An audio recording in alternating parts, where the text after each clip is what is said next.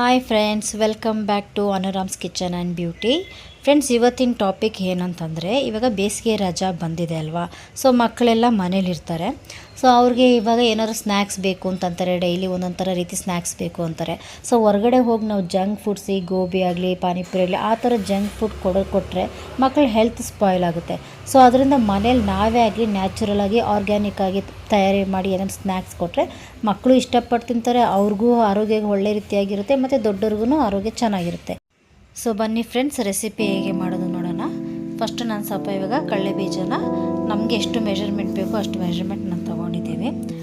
So ಅದಕ್ಕೆ ಇವಾಗ ನಾವು ಜೊತೆಗೆ ಸ್ವಲ್ಪ ಕಾರ್ನ್ ಅಂದರೆ ಜಾಸ್ತಿ ಜೋಳ ಮಿಕ್ಸ್ ಮಾಡಿಕೊಂಡು ಚೆನ್ನಾಗಿ ವಾಶ್ ಮಾಡಿ ಎತ್ತಿಟ್ಕೊಂಡಿದ್ದೀವಿ.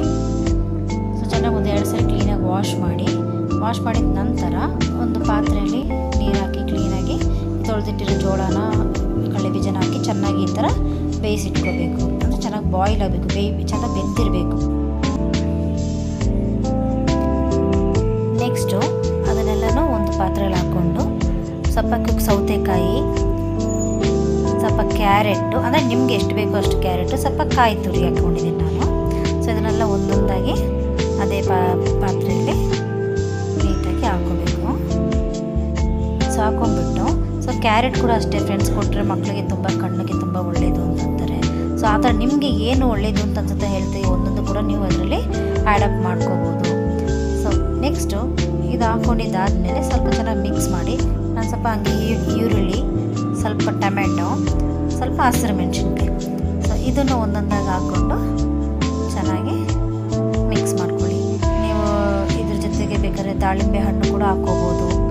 ಇನ್ನು ನಿಮ್ಗೆ ಏನು ಅನಿಸುತ್ತೋ ಆರೋಗ್ಯಕ್ಕೆ ಒಳ್ಳೆ ಕರೋದು ಆ ಥರದ್ದು ನೀವು ಅದ್ರ ಜೊತೆಗೆ ಆ್ಯಡ್ ಮಾಡ್ಕೊಂಡು ಹೋಗ್ಬೋದು.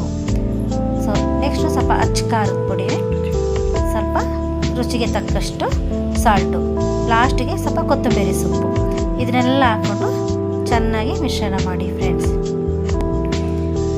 ಚೆನ್ನಾಗಿ ಮಿಶ್ರಣ ಮಾಡಿಕೊಂಡು ಸ್ವಲ್ಪ ಮಕ್ಕಳಿಗೆ ಈವ್ನಿಂಗ್ ಸ್ನ್ಯಾಕ್ಸ್ಗೆ, ದೊಡ್ಡವ್ರಿಗೆ ಆಗಲಿ ಈ ಜಂಕ್ ಫುಡ್ಡೆಲ್ಲ ಅದೆಲ್ಲ ಕೊಡೋ ಬದಲು ಈ ಥರ ಕೊಡಿದ್ರೆ ಅವ್ರ ಹೆಲ್ತು ತುಂಬ ಚೆನ್ನಾಗಿರುತ್ತೆ, ಮಕ್ಕಳು ತುಂಬ ಇಷ್ಟಪಟ್ಟು ತಿಂತಾರೆ. Okay friends, thank you. Next ವೀಡಿಯೋದಲ್ಲಿ ಮೀಟ್ ಮಾಡೋಣ. Thank you.